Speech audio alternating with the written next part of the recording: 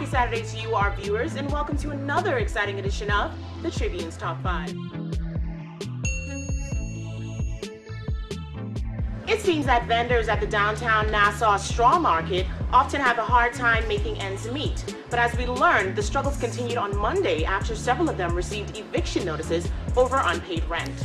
More than a dozen straw vendors were evicted from the Bay Street Straw Market on Friday for outstanding rent payments, according to President of the Straw Business Persons Society, Esther Thompson. Ms. Thompson told the Tribune that the vendors were given notices last week that they had 3 days to pay 75% of the money owed on their delinquent accounts or face getting the boot from the straw market. Admitting that around 90% of the vendors owed back rent for their stalls, with some owing even in the thousands, she chastised the straw market authority, saying they should help the vendors as they faced tough economic times. Ms. Thompson claimed business at the straw market was slow and that vendors were struggling to make ends meet. But Kevin Simmons, Straw Market Authority chairman, said the notices of eviction were only sent after the authority gave several warning letters. He said officials were willing to work with the vendors to pay off their debt. Speculation of who could run in the 2017 general elections was reignited this week when Prime Minister Perry Christie skirted around questions over whether he would seek re-election.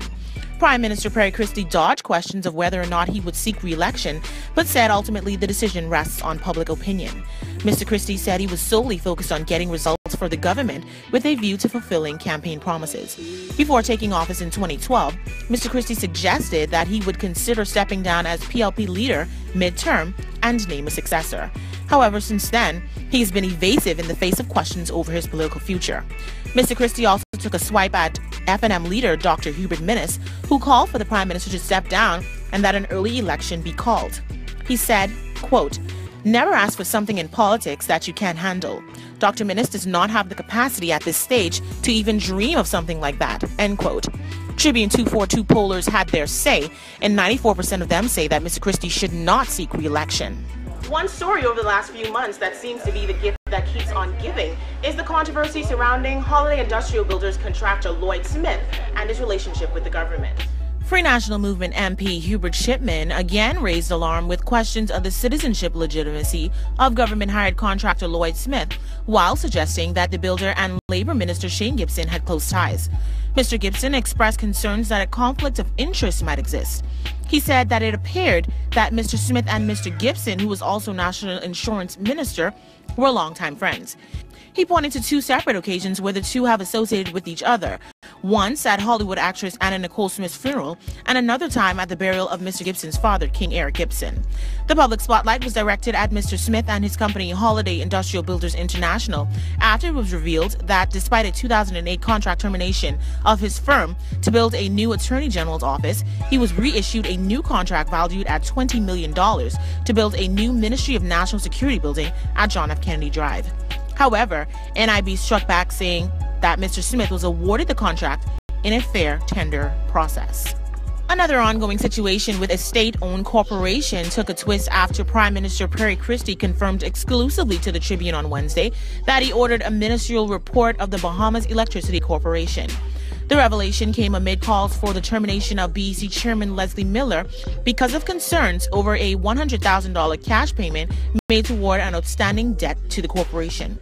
Mr. Christie said he expected to get the report before the end of the week, adding that it outlined recent steps taken by the Ministry of Works and the Electricity Corporation. There has been no word yet on whether or not Mr. Christie has received the report, which he assured the Tribune would cover, quote, "everything to do about BEC," unquote. And our top story for the week comes from the civil service, where thousands of public sector workers gained a victory to long-standing industrial relations with an increase of the minimum wage. After less than 6 months of negotiations, it was announced on Thursday that the annual minimum wage for public servants increased by $800, with the promise to renegotiate further increases if the government generates greater revenue from natural resources.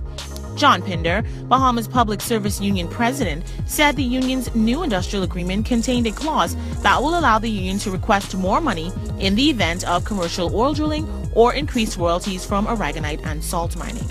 The union signed a 5-year agreement with the government that will see civil servants receive an annual minimum wage increase from $10,700 to $11,500.